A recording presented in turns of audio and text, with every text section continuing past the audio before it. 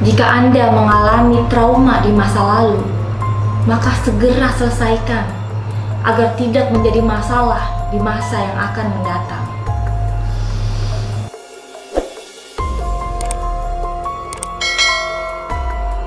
Inggris merupakan salah satu negara bagi para kaum gay. Bahkan beberapa artis telah mempublikasikan dirinya bahwa mereka adalah gays. Salah satunya adalah Ellen DeGeneres yang menikah dengan sesama jenis, sesama perempuan. Bahkan dia sempat bercerai, kemudian menikah lagi. Namun di balik itu semua, ternyata ada sebuah cerita kelam di balik negara gays. Sebuah kasus perkosaan yang diklaim bahwa ini adalah kasus perkosaan terbesar di dunia. Jika biasanya yang diperkosa adalah perempuan, namun kali ini yang diperkosa adalah laki-laki. Pelakunya pun laki-laki.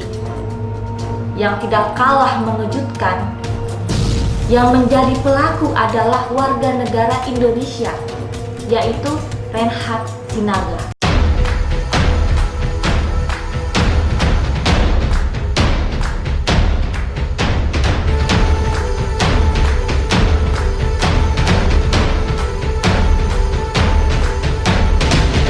Sinaga dilaporkan oleh korbannya pada saat menyadari bahwa dirinya sedang diperkosa.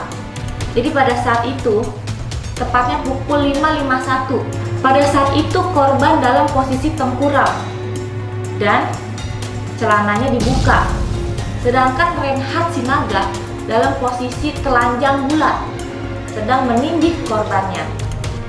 Korban yang merasa telah terjadi sesuatu yang tidak beres, hanya segera bangun dan mencoba menyerang Reinhard Sinaga.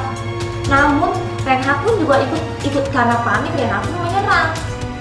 Tidak mau kalah, korban segera mengambil HP yang dipakai oleh Reinhard untuk merekam aksi bencana tersebut untuk menelpon polisi. Sayangnya Reinhard keburu mengambil HP tersebut. Nah, tanpa disadari korban segera memukul kepala Reinhard hingga berdarah. Darah di noda pintu depan Reinhard itu menjadi saksi bagaimana terjadi pertarungan antara korban dengan Reinhard. Ketika mendapat telepon penyerangan dari korban, polisi segera mendatangi TKP dan didapati bahwa si Reinhard ini dalam keadaan tidak sadar. Dikira polisi korbannya ini telah melakukan perampokan. Akhirnya korban itu diamankan di penjara, kemudian Reinhard ini dibawa ke rumah sakit. Setelah di rumah sakit, polisi ingin memberitahu keluarganya, sini HP-nya gitu. Kan ada passwordnya. Nah, si Reinhard ini ketakutan karena di dalam HP tersebut berisi ribuan film-film pencabulan dalam tanda kutip tidak senonoh yang disimpan di HP-nya. Akhirnya dari situlah terbongkar bahwa sesungguhnya korban yang disangka pelaku oleh polisi ini adalah korban penyerangan kasus pemerkosaan dari Reinhard Sinaga. Setelah itu, sejak saat itu masuk ke dalam penjara.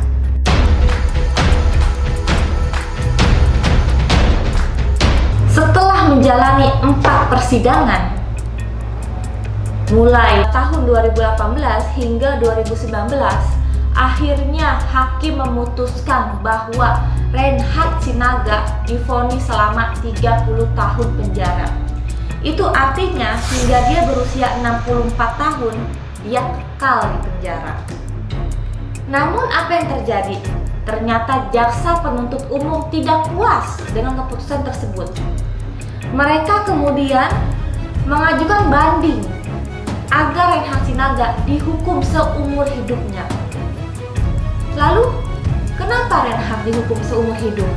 Bagaimana keterangan para korban?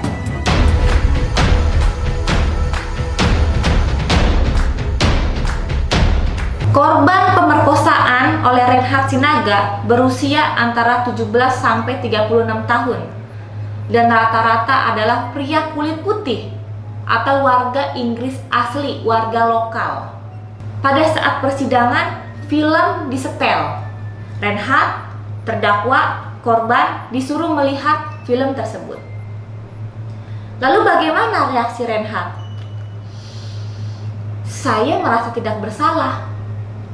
Apa yang saya lakukan adalah tindakan suka sama suka. Saya melakukan tindakan tersebut atas suka sama suka. Tapi dari film tersebut sudah jelas-jelas korbannya itu dalam posisi tidak sadar, tertidur, bahkan sesekali terdengar suara dengkuran. Namun keterangan yang diberikan oleh para korban sangat berbeda, jauh berbeda dengan kesaksian dari Reinhardt, pengakuan dari Reinhardt. Korban mengaku memang pada saat itu dia dalam keadaan yang sangat mabuk. Tiba-tiba aja Reinhardt menghampirinya. Dari wajahnya kayaknya tampangnya polos, baik, tersenyum, kecil, inosen. Kayak nggak mungkin deh kalau dia ini penjahat atau ngerampok. Akhirnya dibawalah Reinhardt ini ke apartemennya. Nah, di apartemen itu ternyata Reinhardt telah memberikan minuman alkohol, minuman keras yang telah dicampur dengan GHB. Jadi tujuan dari Reinhardt ini memberikan GHB ini adalah untuk memudahkan dia memasukkan penisnya ke dalam lubang anus ke korbannya tersebut. Rata-rata pria yang menjadi korban adalah pria Inggris kulit putih, berkisar usia antara 17 sampai 36 tahun. Dan kebanyakan mereka yang menjadi saksi adalah heteroseksual atau mereka yang normal, suka dengan lawan jenis, laki-laki yang suka dengan perempuan. 3 di antaranya adalah homoseksual. Namun meskipun mereka homoseksual, mereka juga nggak ikhlas diperkosa seperti itu. Kalaupun mau, ya harus suka sama suka. Namun lagi-lagi ini dibantah oleh Reinhardt bahwa dia melakukan itu dengan atas dasar suka sama suka.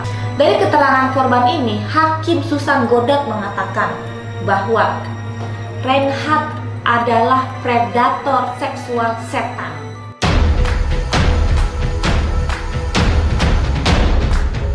Korban yang bisa diidentifikasi atau yang mau memberikan saksi di pengadilan hanya 48 dari 198 kasus tindak pemerkosaan Reinhardt Sinaga. Kenapa? Karena stigma korban kekerasan seksual adalah aib bagi warga Inggris. Itulah kenapa pengadilan negeri di Inggris sangat melindungi hak-hak privasi korban. Nah, kasus yang terjadi 2017 ini baru dipublikasikan setahun kemudian. Kenapa? Demi melindungi para korban. Bahkan ketika persidangan, korban pun diberikan tirai penutup agar tidak diketahui oleh publik. Jadi itu kenapa sidang ini berjalan sangat tertutup. Reinhardt. Kenapa Reinhardt membuat film tersebut? Katanya sebagai fantasi ketika dia melakukan hubungan dengan pasangannya.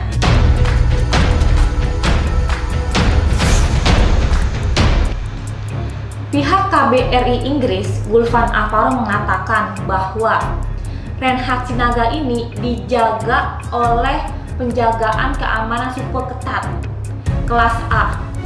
Terdapat 7 penjagaan pintu. Jadi ada pintu yang 1, pintu kedua, pintu ketiga, pintu keempat, kelima, keenam, hingga ke-8 baru ada Reinhardt-nya. Itu pun dikasih sekat dengan kaca baru bisa ngobrol. KBRI ini mencoba untuk bicara dari hati ke hati kepada Reinhardt. Sebenarnya kamu sudah berapa kali sih melakukan hal-hal yang begitu? Dia bilang, dia mengaku bahwa dia adalah seorang guys. Kemudian dia telah melakukan terhadap 200 orang pria. Namun dia mengaku bahwa dia melakukan itu atas dasar suka sama suka. Lagi-lagi Reinhardt tetap kekeh mengatakan dia melakukan suka sama suka. Padahal sudah jelas-jelas di semua filmnya itu yang sudah ditayangkan, korbannya itu dalam keadaan tidak sadarkan diri, tidur dan mendengkur. Yang paling mengenaskan adalah di antara semua korban tersebut, 7 di antaranya mengalami gangguan trauma yang sangat berat sehingga harus menjalani terapi ke psikiater. Bahkan 1 di antaranya ingin melakukan suicidal atau bunuh diri.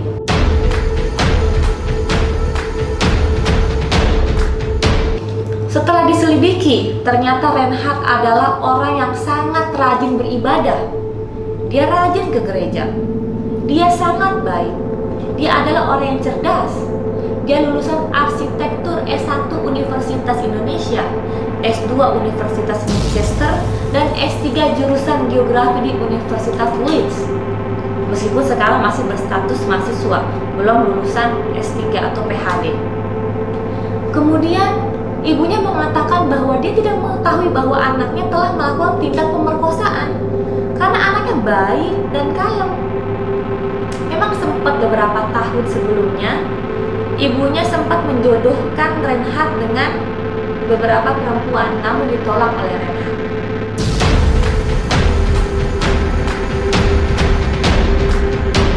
Kalau kita menanyakan pemicu, itu biasanya kita harus melihat seseorang itu dari biopsikososial.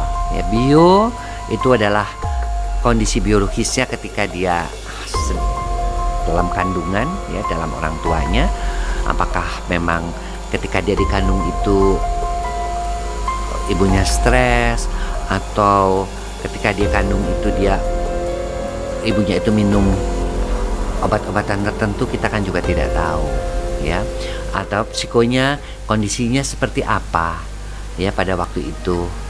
Apakah dia memang tegang karena mungkin dalam kehamilan tersebut, kemudian juga proses persalinannya lancar atau tidak, nutrisi selama dia hamil itu bagus apa tidak, kemudian juga apakah dia juga mendapatkan kenyamanan selama dia hamil, karena 1000 hari pertama hamil juga menentukan kondisi fisik maupun kondisi intelektual, mental, emosional daripada si janin nanti menjadi bayi yang dilahirkan. Kemudian kondisi lingkungan juga, kita tidak tahu apakah mungkin dia dituntut untuk menjadi anak yang sempurna dibanding-bandingkan dengan saudara-saudaranya, atau dia pernah juga mendapat bully dari saudara-saudaranya, ataukah dia mendapat trauma-trauma masa kecil, misalnya dia juga mendapatkan pelecehan seksual dan sebagainya, kita juga nggak tahu. Kasus Reinhard Sinaga membuat kita menjadi lebih sadar dengan lingkungan kita, membuat kita tidak memberikan stigma yang buruk terhadap mereka. Tidak ada satu orang pun di dunia ini yang menginginkan anaknya menjadi seorang gay. Mungkin kisah dari Regi Lawalata, Oscar Lawalata menjadi contoh yang baik bagi mereka para orang tua yang memiliki anak gay, bahwa mereka itu perlu dirangkul, bukan distigmakan, bukan dihina, bukan dibully, sehingga mereka bisa menjadi manusia yang bermanfaat minimal bagi dirinya sendiri. Semoga kisah dari Reinhard Sinaga membawa manfaat untuk kita semua. Selamat malam.